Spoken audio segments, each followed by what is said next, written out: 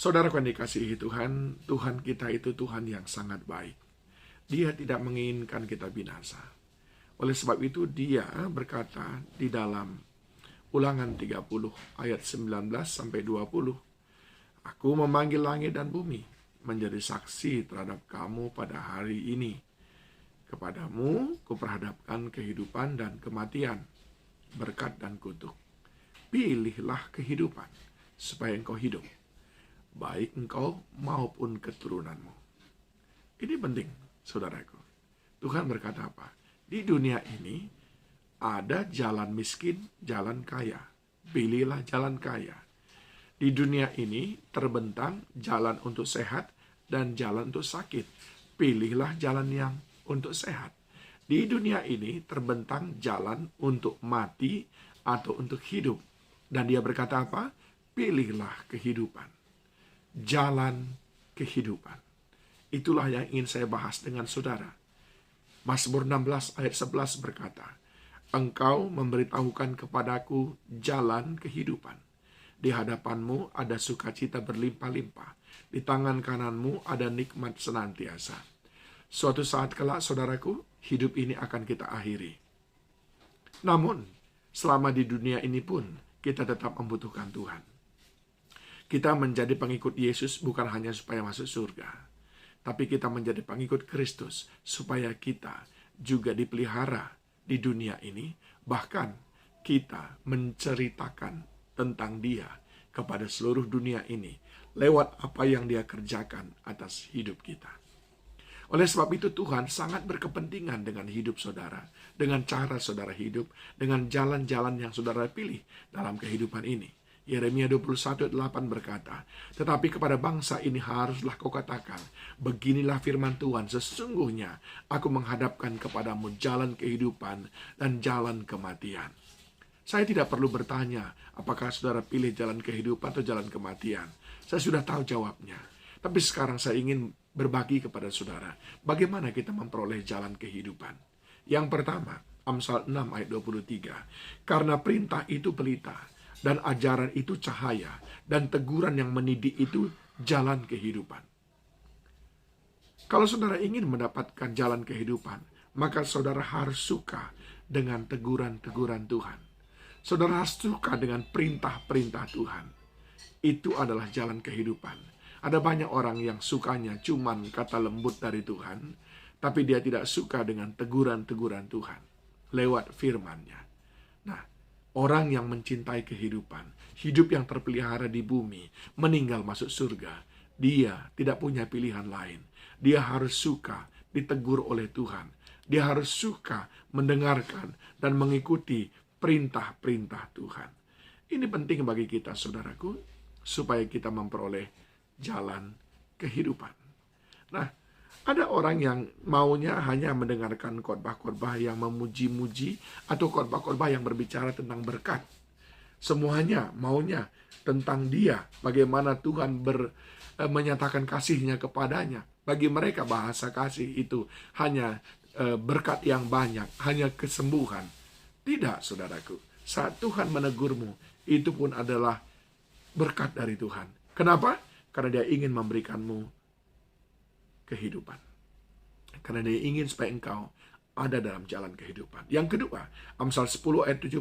Siapa mengindahkan didikan menuju jalan kehidupan, tapi siapa mengabaikan teguran, tersesat. Sudah lihat? Bahwa teguran Allah, entah itu lewat firman, lewat orang lain, atau lewat sesuatu yang Tuhan izinkan dalam hidup kita, itu mungkin jalan kehidupan. Sering sekali Tuhan menegur kita lewat perbuatan kita yang salah, lalu Dia mengizinkan kesulitan dalam hidup kita. Yang kedua, saudaraku, jalan kehidupan itu adalah hikmat Tuhan. Amsal 15 ayat 24. Jalan kehidupan orang berakal budi menuju ke atas, supaya ia menjauhi dunia orang mati di bawah. Jalan kehidupan itu adalah milik orang yang berakal budi. Hikmat Tuhan adalah jalan kehidupan. Amsal 5 ayat 1-6. Hai anakku, perhatikanlah hikmatmu, arahkanlah telingamu kepada kepandaian yang kuajarkan. Orang-orang yang memiliki hikmat Allah, merekalah yang memiliki jalan kehidupan. Dikatakan di dalam ayat yang ke-6, ia tidak menempuh jalan kehidupan, jalannya sesat tanpa diketahuinya. Siapa itu? Orang-orang yang tidak menggunakan hikmat dalam hidup.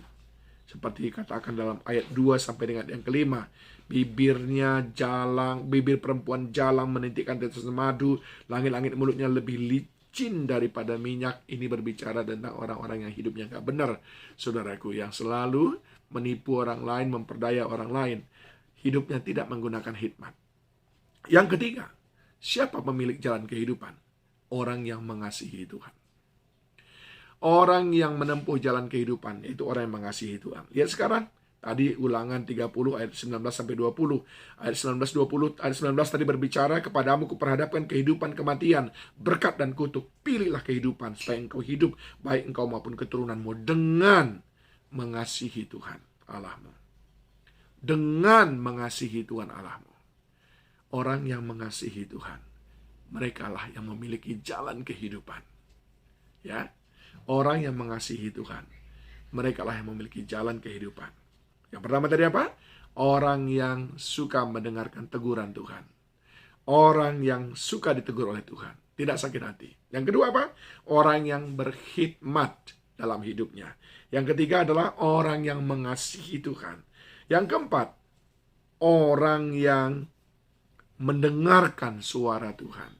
Orang yang berkata, firman-Mu pelita bagi kakiku, terang bagi jalanku. Maka dia akan menempuh jalan kehidupan. Sebab Yesus berkata, akulah jalan, kehidupan, kebenaran, dan hidup.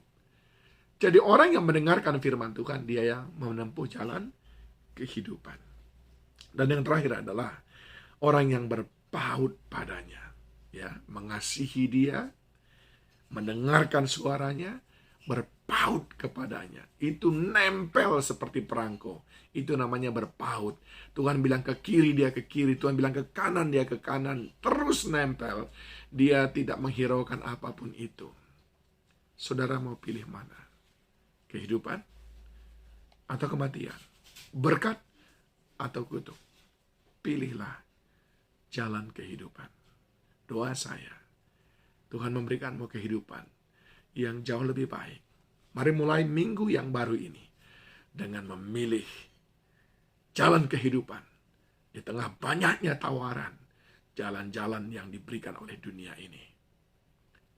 Tuhan Yesus memberkati.